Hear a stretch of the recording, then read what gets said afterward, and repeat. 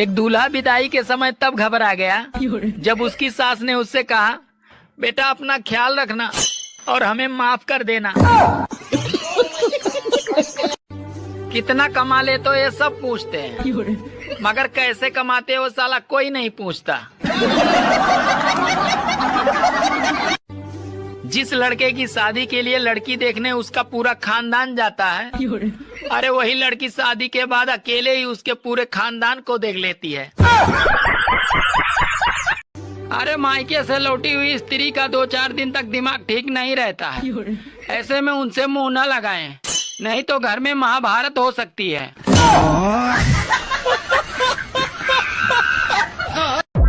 दोस्तों, इस गर्मी में अगर कोई गुस्सा करे तो उसे बुरा मत मानना, क्योंकि लोग अंदर से बुरे नहीं हैं, बस उबले हुए हैं। अच्छा मुझे एक बात बताओ, क्या बॉयफ्रेंड से शादी करनी चाहिए? नहीं। क्यों? देखो तुम्हें एक सच बात बताती हूँ, मजदूर से ना सिर्फ खुदाई करवानी चाहिए, बाकी आप समझ रहे हो। अच्छा सुनो, मुझे एक बात नहीं समझ में आ रही है। कौन सी बात? गांधी जी हर नोट में हंसते क्यों रहते हैं? अगर रोएंगे तो नोट नहीं गीला हो जाएगा। बात कुछ समझ न पाई, कमी का हमने पाई। अरे काजू बादाम डालो तो हलवा भी अच्छा लगता है, और अगर सरकारी नौकरी वाला हो तो साला कलुआ भी अच्छा लगता है। एक बार तो मैं भी चला गया बॉर्डर पे लड़ने, फिर ये सोचकर वापस आ गया कि घरवाली ही नहीं डरती तो दुश्मन क्या खाक डरेंगे।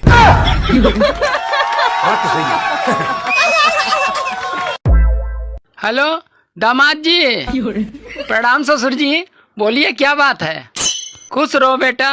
अरे तूफान की क्या खबर है? अरे अभी वो कूलर के आगे सो रही है। मुझे एक बात समझ में नहीं आती, गर्मी खून में ज्यादा होती है या जून में?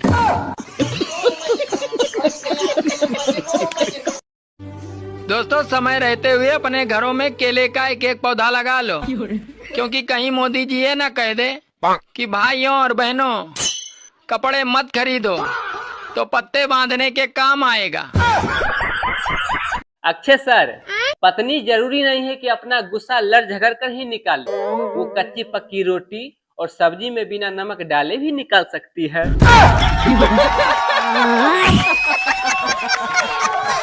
अजय सर, पत्नियों के किचकिच से दुनिया के सारे पति परेशान हैं, फिर भी कोई गूंगी लड़की से शादी करने को तैयार नहीं है।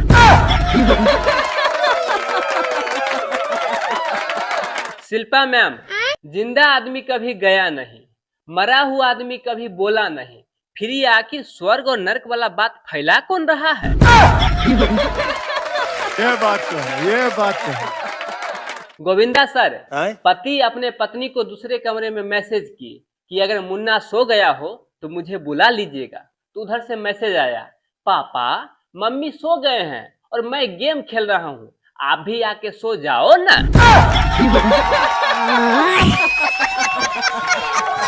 सर, आजकल के माहौल देख करके मुझे पूरा विश्वास हो गया है कि लड़कियां के पास चाहे जितना भी बॉयफ्रेंड रहे, लेकिन वो आपको हमेशा यकीन दिलाते रहेगी कि वो सिर्फ और सिर्फ आपकी ही है।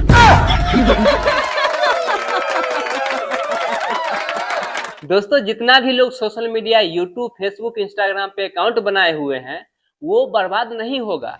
आने वाला समय में आपके बच्चा ये जरूर बोलेंगे कि आपको पता है मेरे पापा मेरे लिए कहाँ कहाँ ट्राई नहीं किए हैं।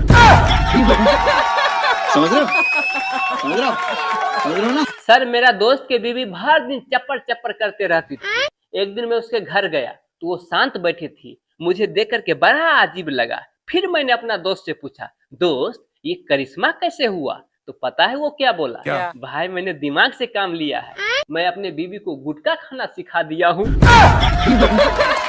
क्या सोच है रे तेरी, मानना पड़ेगा। दोस्तों, जीवन में आपको जब भी अकेलापन सताए तो आप अपना घर के सारा लाइट ऑफ कर दीजिएगा और हॉरर मूवी यानी भूत वाला सीन देख लीजिएगा।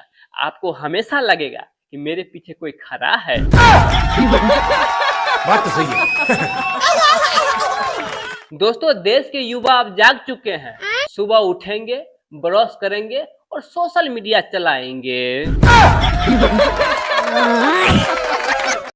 सीता से प्यार किया उसे राम कहते हैं, जो राधा से प्यार किया उसे श्याम कहते हैं, जो चुपके प्यार किया उसे आसाराम कहते हैं, और जो जबरदस्ती प्यार किया उसे राम रहीम कहते हैं, जो प्यार ही नहीं किया उसे योगी आदित्यनाथ कहते हैं, और जो प्यार करके रास्ते में छोड़ दिया उसे मोदी नरेंद्र मोदी कहते हैं। सुनो, काश तुम मुझे देख पाते कि मैं कितनी खूबसूरत हूँ तो कितना अच्छा होता। अरे पागल, अगर तुम सच में इतनी खूबसूरत होती तो क्या आँख वाले तुझे मेरे लिए छोड़ते? सुनो जी, बीवियों को ऊपर कोई चुटकुला सुनाओ ना। एक बार एक आदमी ने तपस्या की और भगवान से पूछा कि हे भगवान, लड़कियां इतनी प्यारी क्यों होती हैं और बीवियां इतनी खतरनाक क्यों होती हैं? तब पता है भगवान क्या बोले? क्या बोले?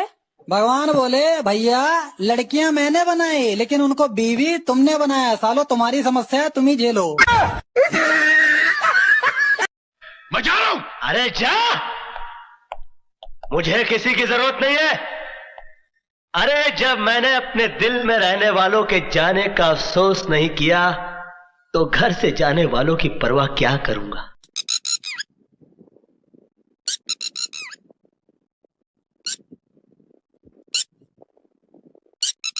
वह कौन सा गाना था जिसने राजेश खन्ना को सुपरस्टार की ऊंचाई तक पहुंचा दिया था?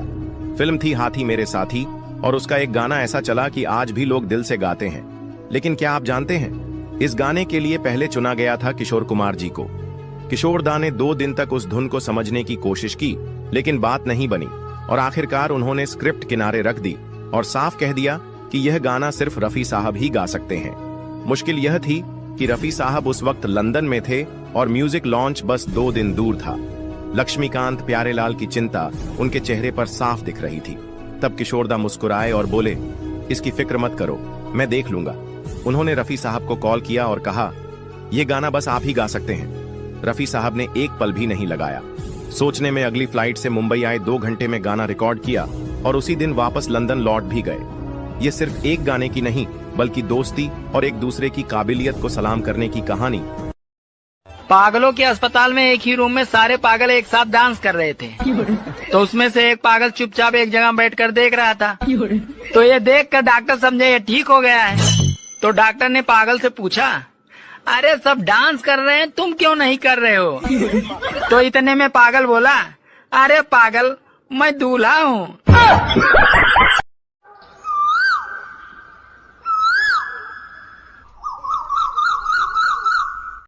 एक ढोल वाला शादी में ढोल बजा रहा था, तो उसके ढोल पे दोनों तरफ महिला के फोटो लगे थे।